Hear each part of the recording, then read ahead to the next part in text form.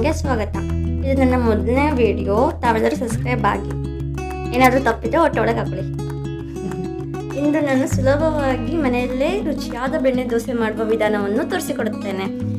ಮೊದಲು ಇದಕ್ಕೆ ಬೇಕಾಗುವ ಪದಾರ್ಥಗಳು: 4 ಲೋಟ ದಪ್ಪ ಅಕ್ಕಿ ಅಥವಾ ಸೊಸೈಟಿ ಅಕ್ಕಿ ತಗೊಂಡ್ರು ಒಂದೇ, 1 ಲೋಟ ಉದ್ದಿನ ಬೇಳೆ, 1 ಟೀ ಸ್ಪೂನ್ ಮೆಂತೆಕಾಳು, 2 ಚಮಚದಷ್ಟು ಮೈದಾ ಹಿಟ್ಟು, ರುಚಿಗೆ ತಕ್ಕಷ್ಟು ಉಪ್ಪು, 1 ಲೋಟ ಮಂಡಕ್ಕಿ ಅಥವಾ ಅವಲಕ್ಕಿ ಆದರೂ ಬಳಸಬಹುದು, ಮತ್ತು ಬೆಣ್ಣೆ.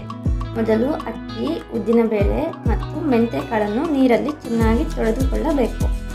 ಇದನ್ನು 6 ಗಂಟೆಗಳ ಕಾಲ ನೆನೆಸಿಟ್ಟುಕೊಳ್ಳಬೇಕು. ಅಕ್ಕಿ ರುಬ್ಬುವ ಮೊದಲು ಅರ್ಧ ಗಂಟೆ ಮುಂಚಿತವಾಗಿ ಮಂಡಕ್ಕಿಯನ್ನು ತೊಳೆದುಕೊಂಡು ನೆನೆಸಿಟ್ಕೊಳ್ಳಿ.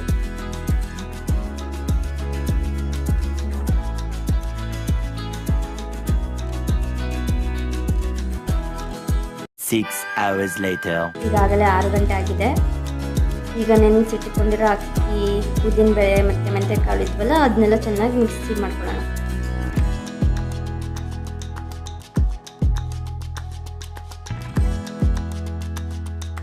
ಇಷ್ಟು ಥಿಕ್ನೆಸ್ಸು ಮತ್ತು ನೈಸ್ ಇದ್ರೆ ಸಾಕು. ಮತ್ತೆ ನಾವು ನೆನೆಸಿಟ್ಟುಕೊಂಡಿರೋ ಮಂಡಕ್ಕಿಯನ್ನು ಹಾಕಿ ಮತ್ತೆ ರುಬ್ಬಿಕೊಳ್ಳೋಣ. ಅದರ ಜೊತೆ ಮೈದಾ ಹಿಟ್ಟನ್ನು ಒಂದು ಸ್ವಲ್ಪ ನೀರಲ್ಲಿ ಮಿಕ್ಸ್ ಮಾಡಿಕೊಂಡು ಆ ಮಂಡಕ್ಕಿ ಜೊತೆ ಹಾಕಿ ಮತ್ತೆ ಮಿಕ್ಸ್ ಮಾಡೋಣ.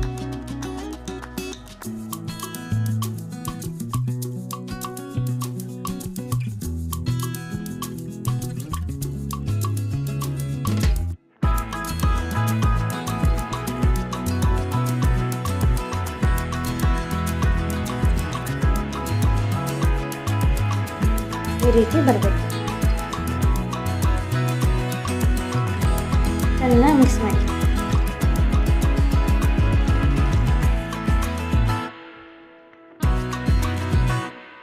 ಎಲ್ಲ ಹಿಟ್ಟನ್ನು ರುಬ್ಬಾದ್ಮೇಲೆ ಮೇಲ್ಗಡೆ ಒಂದು ಸ್ವಲ್ಪ ನೀರು ತುಂಬಿಸ್ಕೋಬೇಕು. ಒಂದು 8 ತಾಸು ಅಷ್ಟು ಕಟ್ಟಿರಬೇಕು, ಅಥವಾ ರಾತ್ರಿ ಮಾಡಿಬಿಟ್ಟು ಬೆಳಗ್ಗೆಗಾದ್ರೂ ಮಾಡ್ಬೋದು. ಈಗ ನಮಗೆ ದೋಸೆ ಮಾಡಲು ಹಿಟ್ಟು ರೆಡಿ ಆಗಿದೆ. ನೋಡಿ ಎಷ್ಟು ಚೆನ್ನಾಗಾಗಿದೆ.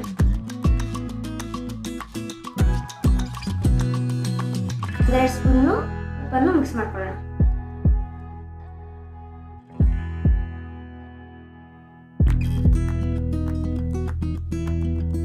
ಚೆನ್ನಾಗಿ ಮಿಕ್ಸ್ ಮಾಡ್ಬೇಕು. ಈಗ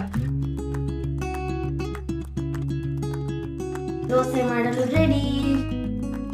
ಗ್ಯಾಸ್ ಆನ್ ಮಾಡ್ಕೊಳ್ಳಿ, ಮರಿಬೇಡಿ. ನೀರು ಹಾಕೊಂಡು ಅಂಚು ಕಾದಿದ್ಯಾ ಅಂತ ಚೆಕ್ ಮಾಡಬೇಕು. ಆಮೇಲೆ ಒಣ ಬಟ್ಟೆಯಿಂದ ಕ್ಲೀನಾಗಿ ಒರೆಸ್ಬೇಕು. ಅವಾಗೆ ದೋಸೆ ಚೆನ್ನಾಗಾಗುತ್ತೆ. ನೋಡಿ, ಬೆಣ್ಣೆ ಹಾಕೊಂಡು ದೋಸೆ ಮಾಡಿ ತಿಂತಾ ಇದ್ರೆ ಒನ್ ಮೋರ್ ಅನ್ಬೇಕು. ನೀವು ಬೆಣ್ಣೆನ ಹಂಚಿಗೆ ಹಾಕೋಬೇಕು. ನಮ್ಮ ಮನೇಲಿ ಎಲ್ಲ ಬಿಸಿ ಬಿಸಿ ಬೇಕು ಅಂತ 2 ಹಂಚಿನ ಮಾಡ್ಬೇಕು. ಹಾಕೊಂಡು ದೋಸೆ ರೆಡಿ ಮಾಡೋಣ. ಮಾತ್ರ ನೋಡಿ, ಎಲ್ಲ ಚೆನ್ನಾಗಿದ್ರೆ ಹಂಚಿಗೆಲ್ಲ ಮೇಲ್ಗಡೆ ಒಂದು ಸ್ವಲ್ಪ ಬೆಣ್ಣೆ ಹಾಕಿ, ಅವಾಗ ಅದಕ್ಕೆ ಟೇಸ್ಟು ಎಲ್ಲ ಸಕ್ಕತ್ತಾಗಿರುತ್ತೆ.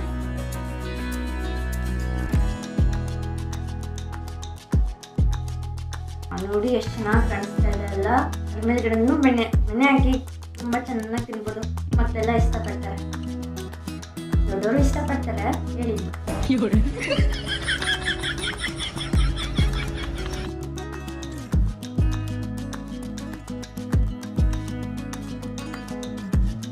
ಒಂದು ಕ್ರಿಸ್ಪಿ ಆಗಿದೆ ಅಲ್ವಾ?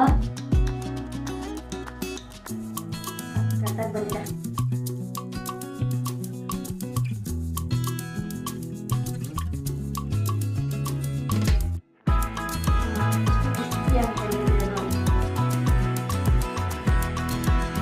ಈ ಕಲರ್ ಬರಬೇಕು. ತುಂಬ ಟೇಸ್ಟಿಯಾಗಿರುತ್ತೆ. ಬೆಣ್ಣೆ ದೋಸೆಗೆ ಕೊಬ್ಬರಿ ಚಟ್ನಿ ಮತ್ತು ಆಲೂಗಡ್ಡೆ ಪಲ್ಯ ಬಂದ್ಬಿಟ್ಟು ಬೆಸ್ಟ್ ಕಾಂಬಿನೇಷನ್. ಇದಕ್ಕೋಸ್ಕರ ಆಲೂ ಪಲ್ಯ ಮತ್ತು ಈ ಕೊಬ್ಬರಿ ಚಟ್ನಿಯನ್ನು ನೆಕ್ಸ್ಟ್ ವಿಡಿಯೋದಲ್ಲಿ ಹೇಗೆ ಮಾಡಬೇಕು ಅಂತ ತೋರಿಸಿದ್ದೀನಿ. ಈಗ ಬೆಣ್ಣೆ ದೋಸೆಯನ್ನು ಸವಿಯಲು ರೆಡಿ. ತುಂಬ ಕ್ರಿಸ್ಪಿಯಾಗಿದೆ ದೋಸೆ. ನೋಡಿ ಕಾಣುತ್ತೆ. ಈಗ ಅದೇ ಹಿಟ್ಟಲ್ಲೇ ಆನಿಯನ್ ದೋಸೆ ಹೆಂಗೆ ಮಾಡೋದು ಅಂತ ಹೇಳ್ತೀನಿ. ಸ್ವಲ್ಪ ಟೇಸ್ಟಿ ಡಿಫ್ರೆಂಟ್ ಬೇಕು ಅಂತ ಅನಿಸಿದ್ರೆ ಈ ಥರನೂ ಮಾಡ್ಬೋದು. ಸ್ವಲ್ಪ ಹಿಟ್ಟನ್ನ ಸ್ವಲ್ಪ ದಪ್ಪವಾಗಿ ಹಾಕ್ಕೊಳ್ಳಿ, ಅದ್ರ ಮೇಲ್ಗಡೆ ಚಾಪ್ ಮಾಡ್ಕೊಂಡಿರೋ ಆನಿಯನ್ ಹಾಕಿ, ಮೇಲ್ಗಡೆ ಬೆಣ್ಣೆ ಇದ್ರೆ ಮಾತ್ರ ಟೇಸ್ಟ್ ಸಕ್ಕತ್ತಾಗಿರುತ್ತೆ.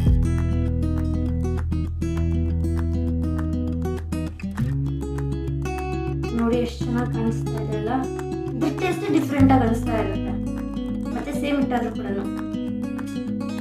ಈಗ ನೋಡಿ ಎಷ್ಟು ಚೆನ್ನಾಗಿ ಕಲರ್ ಬಂದಿದೆ, ಫುಲ್ ಕ್ರಿಸ್ಪಿ ಆಗಿದೆ.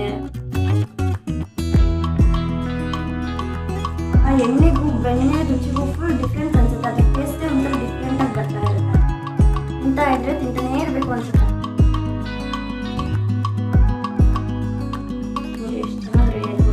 ಅದ್ರ ಮೇಲ್ಗಡೆ ನಿಮ್ಮ ಹತ್ರ ಶೇಂಗಾ ಪುಡಿ ಇರುತ್ತಲ್ಲ ಅದನ್ನೇ ಹಾಕ್ತೀವಿ, ಅದು ಇನ್ನೂ ಟೇಸ್ಟಿಗೆ ಆ್ಯಡ್ ಆನ್ ಆಗುತ್ತೆ.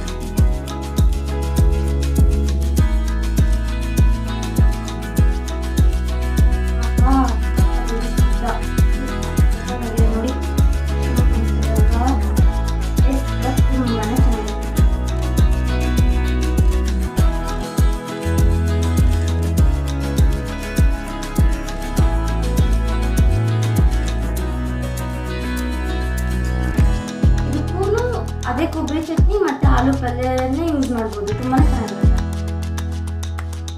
Best combination. ನೋಡಿ ನೋಡ್ತಾ ಇದ್ರೆ ಬಾಯಲ್ಲಿ ನೀರು ಬರ್ತಾ ಇರುತ್ತೆ, ತಿನ್ನಬೇಕು ಅಂತ. Thanks for watching the video. ಈ ವಿಡಿಯೋ ನಿಮಗೆ ಇಷ್ಟ ಆದರೆ ಲೈಕ್ ಮಾಡಿ, ಶೇರ್ ಮಾಡಿ, ಸಬ್ಸ್ಕ್ರೈಬ್ ಮಾಡಿ. ನೆಕ್ಸ್ಟ್ ವಿಡಿಯೋಗೋಸ್ಕರ ಸ್ಟೇ ಟ್ಯೂನ್ಡ್.